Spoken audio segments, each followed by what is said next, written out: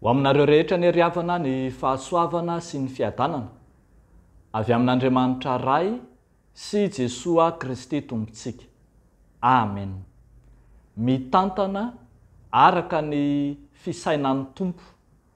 Mitantana araka ny fisainan'ny tompo. Zany no asongadiny nofinainantsika an'io ohabolana toko 9, 212 hatramin'ny 120. Vakitsika amin'ny anaran'i Jesoa manao hoe: izao fahendrena dia miara-monina amin'ny tsaina, ary hitan'ny fahalalako ny fisainana mazava.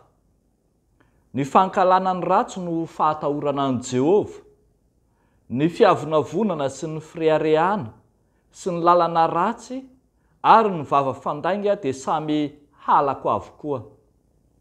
Ay ny fisainana sy ny fanambinana, izao no fahalalana, izao no manan-kery, izao no anjakan'ny mpanjaka sy andidin'ny mpanapaka araka ny rariny, izao no anapahan'ny andrian-day sy ny lehibe dia ny mpitsara rehetra amin'ny tany.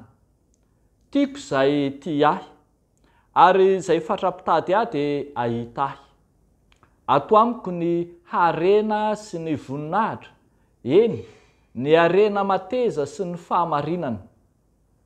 Ny vokatro dia tsara noho ny volamena, eny noho ny tena volamena aza. Ary ny fitombon'ny areko mihoatra noho ny volafotsy voafantina.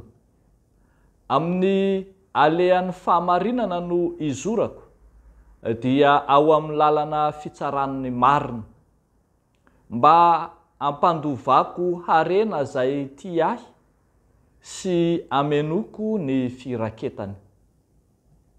Ray Masino, manamasinanay amin'ny fahamarinana, ny teninao no fahamarinana. Amen. Mitantana araka ny fisainan'ny tompo. Zany no misongadina eto amin'ity mofinaina ity ry havana malala.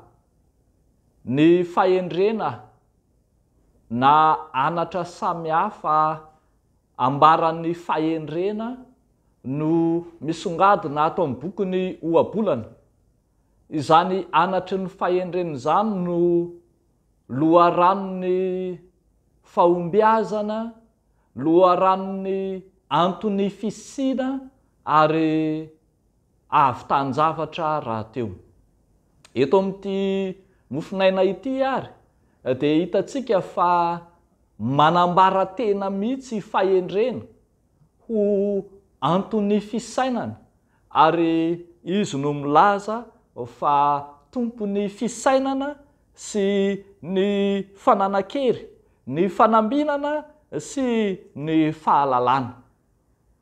Efa nambarany rahateo zany any amin'ny fanambaran'Andriamanitra ny tenany ao amin'ny bokin'i Isaia toko 112, ny 2 dia voalaza fa azy ny fanahin'ny fahendrena sy ny fahazavan-tsaina, ny fanahin'ny fanoloran-tsaina sy ny faherezana, ary ny fanahin'ny fahalalana sy ny fahatahorana an' Jehova.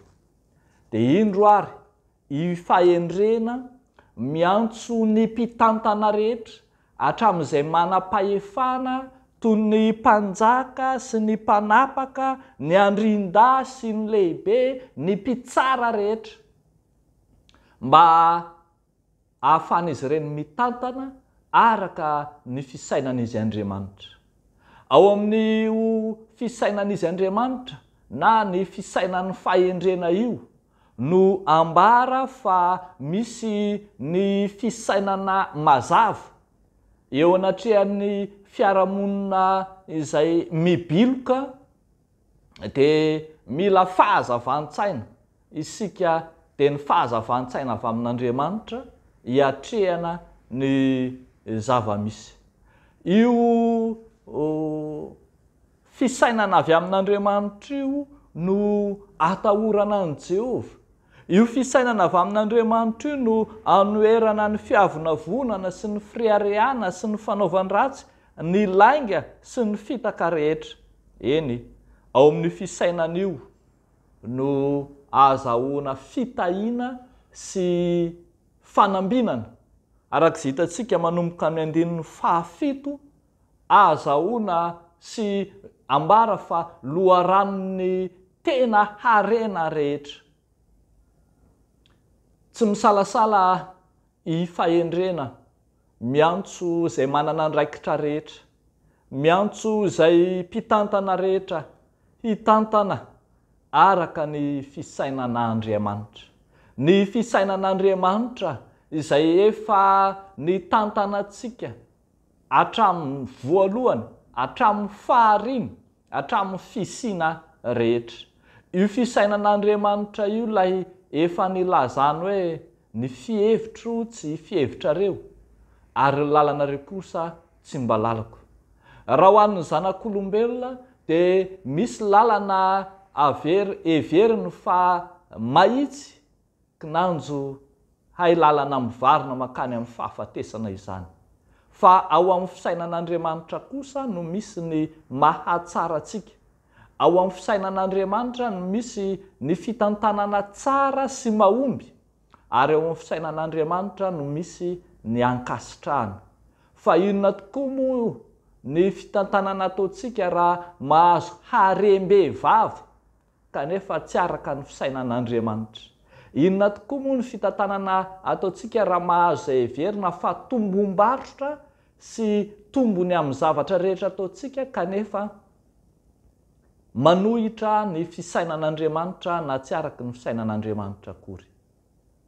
Andeha ary ry havako malala, hitantana araka ny fisainana tena izy, ny fisainan'Andriamanitra.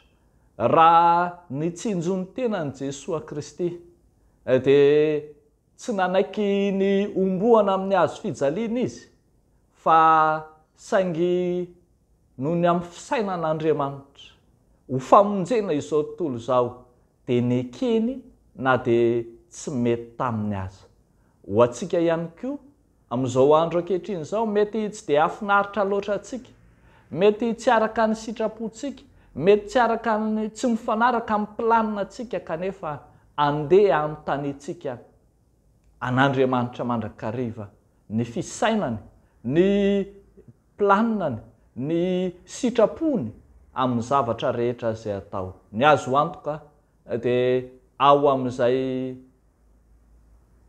fandaharan'Andriamanitra izay, ao no misy ny drafitr'Andriamanitra, misy ny fahombiazana, misy ny fahamarinana sy ny fahamasinana.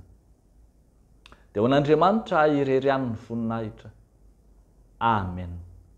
Raha eo misaotra anao zahay fa afaka nanireny fisainana mazava, ny fisainana tsara, lay fahendrena loharanom-piainana sy loharano fahombiazana rehetra.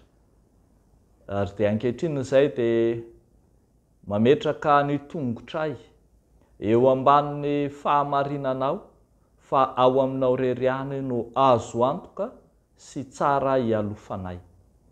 Mivavaka izahay ho an'izay manana andraikitra rehetra, mitantana mba hitantana araka ny sitraponao, na eo anivon'ny fikambanana, ao anivon'ny fiarahamonina, na ny fiangonana, na ny firenena, naiza mba hahatsiaro ny sitraponao mandrakariva. Dia misaotra Tompo, misaotra fanahy masino. Amen.